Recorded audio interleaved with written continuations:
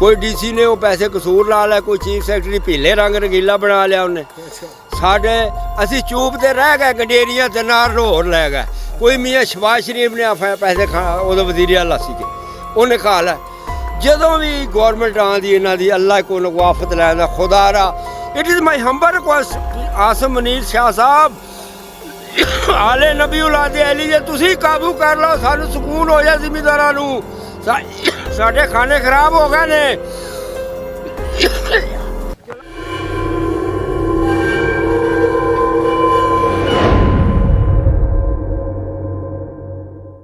आप देख रहे हैं मेरा YouTube चैनल मलक आरफ ऑफिशियल और मैं इस वक्त गंडा सिंह के मुकाम पर कायम जो है बस्ती जुम्मे वाला गांव यहाँ पे मौजूद हूँ। ये गंडा सिंह बॉर्डर के बिल्कुल करीब तरीन है और दरियाए सतलुज के साथ जो है गांव कायम है।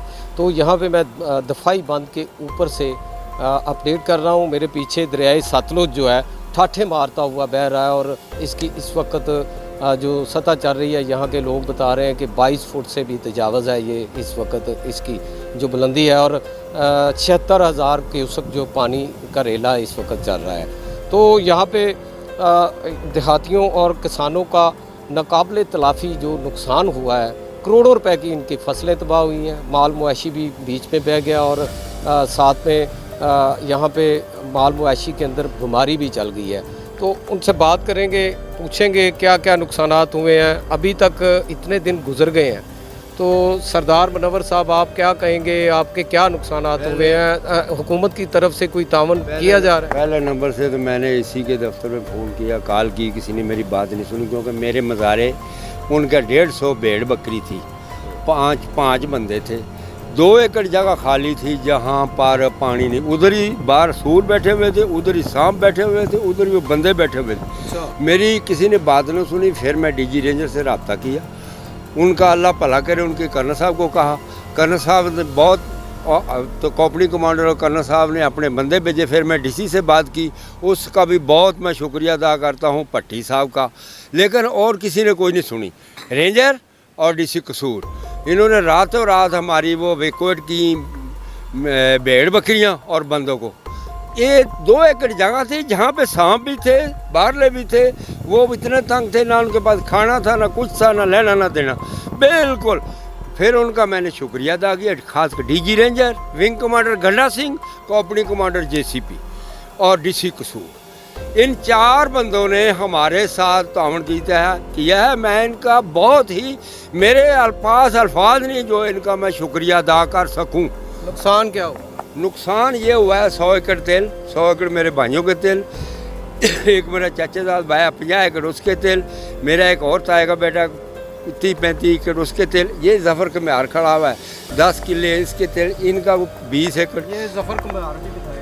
हाँ 20 एकड़। ਤੁਹਾਡਾ ਕਿੰਨਾ ਹੈ? ਜ਼ਫਰ ਜੀ 10 ਕਿੱਲੇ ਸਾਡਾ ਰੱਖਿਆ। ਕੀ ਬੀਜਿਆ ਸੀ ਤੁਸੀਂ? ਤਿਲ ਬੀਜੇ ਸੀ ਸਰਦਾਰ ਮਨਵਰ ਦੇ ਜੀ ਜ਼ੇਰੇ ਸਾਇਆ ਜੀ। ਅੱਛਾ, ਸਰਦਾਰ ਮੁਨੱਵਰ ਸਾਹਿਬ हुकूमत ਨੂੰ ਕੀ ਪੈगाम ਦੇਣਾ? हुकूमत नूं पैगाम है मैं देना चाहना कि बराए मेहरबानी करके, चलो असी पाकिस्तानी तो हैं, असी MP MNA नहीं, असी कोई तुहाडे हुकूमत दे बंदे नहीं, सानू प्रो PTI समझते ते साडे नाल जुल्म ना करो। खुदा दा असी पाकिस्तानी हैं, असी टैक्स देने हाँ और मेरियां तो खिदमतां नहीं भुल सकदे। जो 88 का फ्लड है, असी खाने मैं दें महमूद भट्ट अल्लाह जन्नत सिर्फ फौत हो गया, खालिद खला गलानी ADCR, खाने मैं दें सदरे अकवामे मुत्तहिदा नूं, जेड़ा बंदा आवे खाना मैं दें।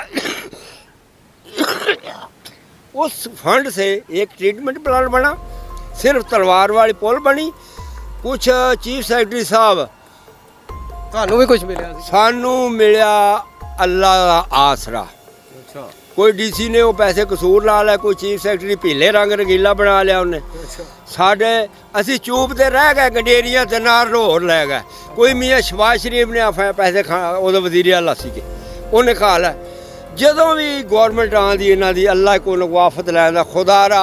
It is my humble request Asim Munir Shah साहब आले नबी औलादे अली जे तुसी काबू कर लो, सानू सुकून हो जाए जिमीदारां नू। साडे खाने खराब हो गए ने। चलो इमरान खान भैड़ा सारे में तुसी काबू कर लो, इन्हां तो गैर छड़ाओ कि नजायज़ परचे दे देन। दरिया के पार साडा खाना खराब हो गया। हाँ जी बिल्कुल, ये देख रहे हैं आप यहाँ पे दरिया बहता हुआ। और भी बात करेंगे। लाला जी ਤੁਹਾਡਾ ਤਲਕ ਕਿਹੜੇ ਪਿੰਡ ਨਾਲ? मेरा पिंड तलक जी इस जुम्मे वाले नाल ਅੱਛਾ ए सामना रखबा मेरा ਅੱਛਾ तेल बीजे से ਅਸੀਂ ਅੱਛਾ। ਸਾਰੇ तेल ਸਾਡੇ ਕੋਲ ਕਿੰਨਾ ਦਿਨ? ਇਹ ਸਾਡੇ 20 ਏਕੜ ਤੋਂ ਸੀ ਅੱਛਾ ਤੇ ਸਾਰੇ तेल ਪਾਣੀ 'ਚ ਬਹਿ ਗਏ ਅੱਛਾ ਤੇ ਇਹ तेल ਜਿੰਨਾ ਰਕਬਾ ਸ਼ਾਇਦ ਕਿਸੇ ਬੰਦੇ 'ਚ ਕੋਈ ਸ਼ੈ ਬਚੀ, ਵਰਨਾ ਸਾਰਾ ਹੀ ਬੜੀਆਂ ਮੇਟ ਹੋ ਗਿਆ। ਤੇ ਕੀ ਸਿਰਫ ਕਾਸ਼ਤਕਾਰੀ ਕਰਦੇ? ਹਾਂ ਸਿਰਫ ਕਾਸ਼ਤਕਾਰੀ ਕਰਦੇ, ਕਿਸੇ ਨੇ ਮਕਈ ਬੀਜੇ, ਕਿਸੇ ਨੇ ਕੁਝ ਵੀ ਕੀਤਾ ਹੈ, ਸਾਰਾ ਇਲਾਕਾ ਹੀ ਕਾਸ਼ਤਕਾਰੀ ਦਾ ਹੈ। ਤੇ ਨੁਕਸਾਨਾਤ ਬਹੁਤ ਜ਼ਿਆਦਾ सरदार मुनव्वर साहब के नुकसान सब तो ज़्यादा ने। सरदार मुनव्वर साहब जी बीच में इनकी तबीयत ख़राब है और इसी दुख की वजह से, परेशानी की वजह से कि इनकी करोड़ों रुपए की फसलें पानी में बह गई हैं और इतना बड़ा नुकसान हुआ है कि वो बेचारा इस वक्त उसकी तबीयत ख़राब है। और आप देख रहे हैं कि मेरे साथ गुफ्तगू करते हुए भी उनको खांसी आ रही है। अच्छा सरदार साहब आप अपनी बात जारी रखें। बात मेरी ये है कि 100 एकड़ मियाँ खुर्शीद कसूरी ते नदीम अरून खान ते अरफान खान और बब्बू खान इन्हां वेले इन्हां दी 100 किला फसल बर्बाद हो गई। मतलब है जेड़ा कोई 1000 किला या 800 किला जिन्नी फसल है ना टोटली डैमेज हो गई, ख़त्म हो गई। सफा 80 तो जिवें फलानी शै मिट गई। ਲੱਖਾਂ ਰੁਪਏ ਅਸੀਂ ਲਾਏ ਨੇ, ਸਾਨੂੰ ਕੰਮ ਕੋਈ ਤੇ ਬੇੜੀ ਦੇ ਦੇਣ। ਜਿਹੜਾ ਕੋਈ ਆਪਦੇ ਟੂਬਵੈਲਾਂ ਜਿਹੜੇ ਲੱਗੇ ਨੇ ਉਹ ਲੈ ਆਈਏ, ਕੋਈ ਮੋਟਰਾਂ ਲੱਗੀਆਂ ਸੋਲਰ ਲੱਗੀਆਂ ਨੇ ਉਹਨਾਂ ਦਾ ਲੈ ਆਈਏ। ਸਾਨੂੰ ਤਾਂ ਸਮਝਦੇ ਨੇ ਵੀ ਇਹ ਹੈਗੇ ਹੀ ਨਹੀਂ ਇੱਥੇ। ਸਿਰਫ ਤਲਵਾਰ ਤੇ ਫੋਟੋ ਸੈਸ਼ਨ ਕਰਾਉਣ ਜਾਂਦਾ ਵਜ਼ੀਰ ਆਲਾ, ਕਿਸੇ ਬੰਦੇ ਨੇ ਨਹੀਂ ਮਿਲਿਆ ਉੱਥੇ। ਇਸ ਪਾਕਿਸਤਾਨ ਦਾ, ਇਸ ਮੁਲਕ ਦਾ ਬਸ਼ਿੰਦਾ ਹੈ, ਇਸ ਮੁਲਕ ਤੋਂ ਰੋਜ਼ੀ ਰੋਟੀ ਖਾਂਦਾ ਹੈ। ਲੇਕਿਨ ਇਹ ਨਾ ਸਮਝਣ ਵੀ ਬੰਦਿਆਂ ਨੂੰ ਹੁਣ ਜਿਹੜੇ ਵਿਚਾਰੇ मस्से क्या दे धुप सड़ी दे खलियां मकइयां बर्बाद हो गई। नहीं इन्होंने हेलीपैड बनाया था जी, वज़ीर आज़म मियाँ शहबाज शरीफ साहब आ रहे हैं। मियाँ कोई 2 हफ्ते हो गए हैं ये बात सुनते। मियाँ शहबाज शरीफ नूं की लगे, ऐशा ते मौजां ही मौजां ने, मौजां ही मौजां ने। की 3 महीने वास्ते आए ते 8 महीने हो गए ने। $3 अरब ਜਿਹੜਾ ਲਿਆ उन्होंने उधरों IMF ਕੋਲੋਂ। हाँ ਉਹਦੇ ਵਿੱਚੋਂ ਉਹਨਾਂ ਨੇ ਮੋਟਰਵੇ ਦਾ ਬਣਾ ਦਿੱਤਾ। ਹਾਂ ਮੋਟਰਵੇ ਉਹਨਾਂ ਦੀ ਮੋਟਰਵੇ ਬਣਦੀ ਕਿਉਂਕਿ ਕਮਿਸ਼ਨ ਲੱਭਦੇ ਨੇ ਨਾ। ਮੈਨੂੰ ਭਾਵੇਂ ਫੜ ਦੇ ਅੰਦਰ ਦੇ ਦੇ, ਮੈਂ ਗੱਲ ਸਹੀ ਕਰਾਂ ਦਾ। ਇੱਥੇ ਤੁਹਾਨੂੰ ਕੀ ਲੱਭਣਾ ਹੈ? ਇੱਥੇ ਅੱਲਾ ਰਾਜੀ ਹੋਣਾ, ਤੁਸੀਂ ਅੱਲਾ ਰਾਜੀ ਕਰਨਾ ਨਹੀਂ ਚਾਹਦੇ। ਐ ਜ਼ਿਮੀਂਦਾਰਾਂ ਦਾ ਮੈਂ ਜਾ ਕੇ ਖੁਦ ਵੇਖਤੇ ਆਇਆ। ਮਸਤੇ ਕੀ ਧੁੱਪ ਸੜੀ, ਮੱਬੂ ਕੇ ਭੁੱਖੀ ਵਾਲਾ, ਕਲੰਜਰ ਆਕੂ ਵਾਲਾ, ਆਮਦ ਵਾਲਾ ਨਗਰ ਦੂਸਰਾ ਫੇਰਾਗਾ ਪਿੰਡ ਕਮਾਲਪੁਰਾ, ਸ਼ੇਖਪੁਰਾ ਉਹਨਾਂ ਦਾ ਵਿਚਾਰਿਆਂ ਕੋਲ ਪੱਠੇ ਕੋਣੀ ਸ਼ਹਿਰ ਮੁੱਲ ਵਾਲੇ ਕੇ ਜਾ ਕੇ ਡੰਗਰਾਂ ਨੂੰ ਪਾ ਦੇਣ, ਰਾਹ ਕੋਣੀ ਹੈਗਾ। ध्यान से कैमरामैन को मैं कहूँगा सजाद भाई थोड़ा सा आप इधर हो जाएं, गिर ना जाएं, ये दफाई बंद है, ऊपर हम खड़े हैं।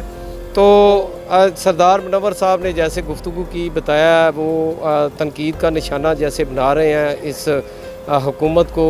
उनका कहना है कि जब भी इनकी हुकूमत आती है तो कोई ना कोई आफत भी आ जाती है और लोगों के नुकसान होते हैं जो कभी भी इन्होंने किसी के नुकसानात पूरे नहीं किए। 88 में भी इन्होंने गवर्नमेंट के साथ बड़ा तावन किया, अक़वाम मुत्तहिदा के साथ बड़ा तावन किया, खाने खिलाए। लेकिन जब नुकसानात के अजाला की बारी आई और मुआवजा देने की बारी आई तो फिर इनको कुछ भी नहीं मिला था। वो एक ट्रीटमेंट प्लांट बन गया, एक तलवार पोस्ट कैम्प कर दी गई।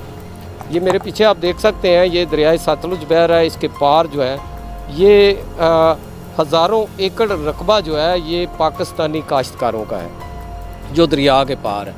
तो उस पर कहीं पे मूंजी की फसल है खड़ी थी और कहीं पे मकई की फसल खड़ी थी और कहीं पे तिल की फसल थी और सब्जियां थी। लेकिन वो सारी पानी में बह गई हैं, बर्बाद हो गई हैं। उनका मुआवजा देने के लिए हुकूमत ने अभी तक कोई ऐलान नहीं किया।